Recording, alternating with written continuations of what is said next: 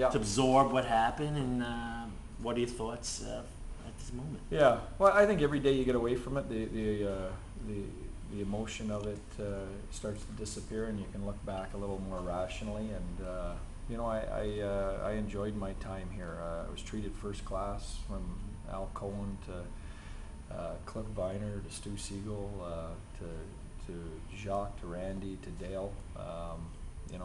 Dale came in and gave me an opportunity to work this year when he didn't have to as a new GM. He could have brought in his own guy right away, and I thanked him for that, and I appreciate it. And it was a great experience and a great learning experience. I was going to ask you, what did you learn from, obviously, from juniors to the pros? It's a huge leap.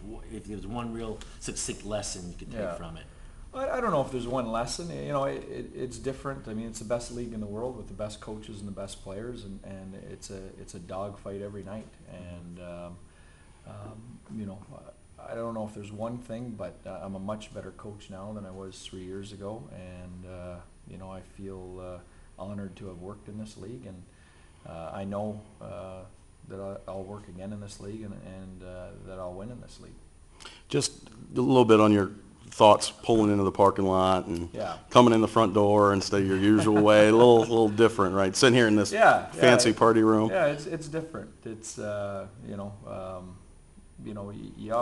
when you do this job, you pour everything into it. Your heart, your soul. There's laughter, there's tears. It's all encompassing. And when it disappears, there's a vacuum, there. So you have to deal with that, and it's my first time through something like that. But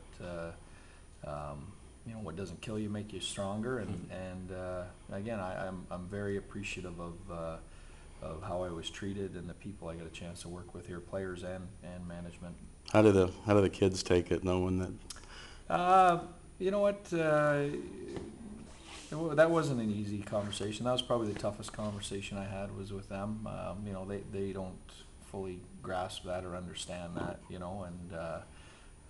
so that's not an easy thing to go through. That's what we dealt with yesterday. But again, when your dad picks this as a profession, that's what you deal with, and not unlike a lot of people in North America, and especially in the state of Florida, you're not the only one dealing with a father without a job.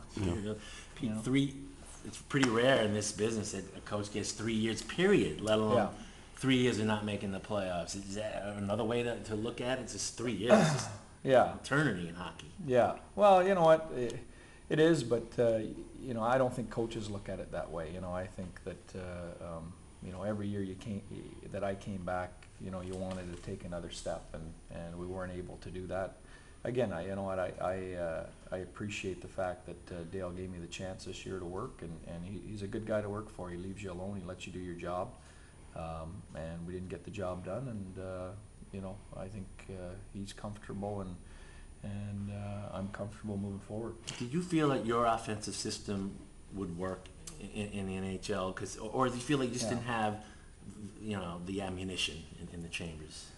I don't think our systems were an issue. I think you have to ask the players that, and there's a lot of veteran guys, and I think that the testament is in what the players that played for us say when they're gone, and I'll preface that by saying, when you miss the playoffs 2 years in a row, there's not a lot of guys walking out of the room feeling good about anything,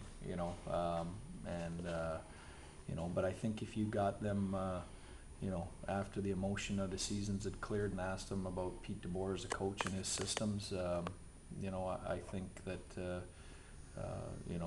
I don't think you would get any reports that those were issues, and that the staff was prepared and professional, and we just didn't, as a group, get the job done.